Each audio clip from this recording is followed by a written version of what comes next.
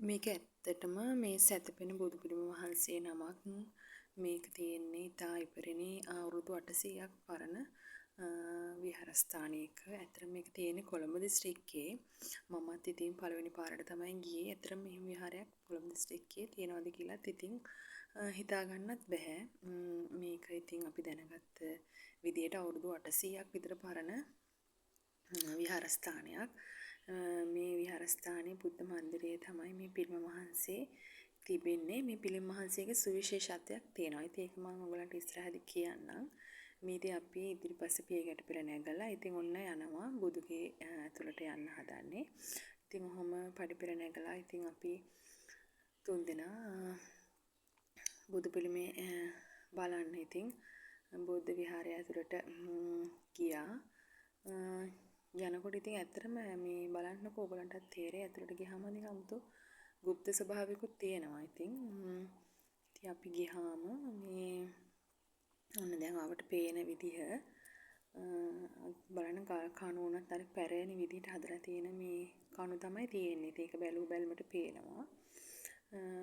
ඉතින් අපි ඇතුළට ගියාම ඉතින් මේ අතර මම මේක දැනගෙන හිටියේ නෑ. මහත්තයා තමයි දැනගෙන හිටියේ. එයා තමයි කිව්වේ මේ සුවිශේෂී බුදු පිළිමයක් තියෙනවා යම් බලන්න කියලා. ඉතින් හැබැයි ඇතුළට යන්න දෙන්නේ නැහැ.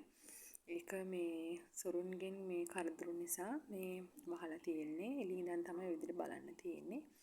මේ පිළිම වහන්සේගේ ඇතරම මේ නේත්‍රා දෙක ඒ කියන්නේ විදුලි මේ ආලෝකය නැති වෙලාවක පහන් දෙකක් දැල්ලුවොත් ඒ නේත්‍රා දෙක අපේ වගේම මේ ඇසිපිය සරනවා කියලා තමයි මේ කියන්නේ. ඉතින් ඇත්තටම මේ එක බලන්න වටින දෙයක්. හැබැයි ඒක දැන් හැමතිස්සෙම මේ අරින්නේ සුවිශේෂී දිනයන් වලට විතරයි මේ ස්ථානය මේ අරින්නේ කියලා තමයි දැනගන්න ලැබුණේ.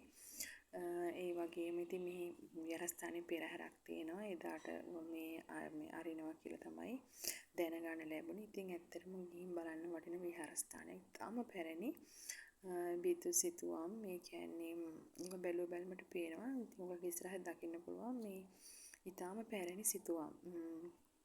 සමහර ඒවා නම් ඒවා මේ විනාශ වෙලා තියෙනවා. ඉතින් බැලුවාම තේරෙනවා මේක ඊටාම පැරණි පන්සලක් කියලා.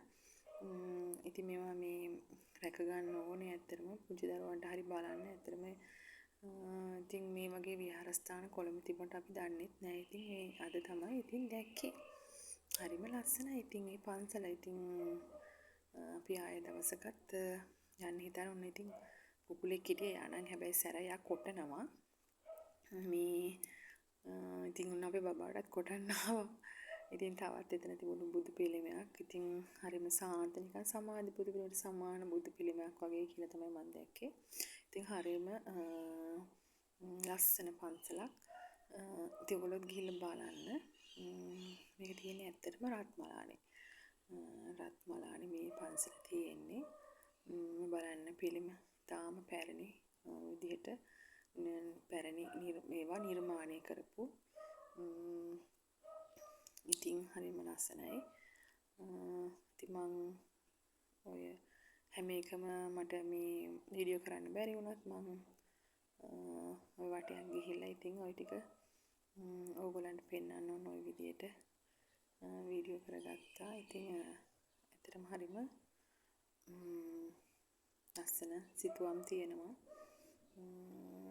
බැලු බැලමට තේරෙනවා මේ ස්වභාවික තීන්ත වලින් ආලේප කරපු නිර්මාණ කියලා. ඉතින් ඔයගොල්ලෝ ගිහින් බලන්න. ඉතින් හරිම ලස්සන පන්සලක්. මේ ඉතින් පුංචි දරුවන්ට අපි පෙන්වන්න ඕනේ නේද? හරි ලස්සනයි නේද?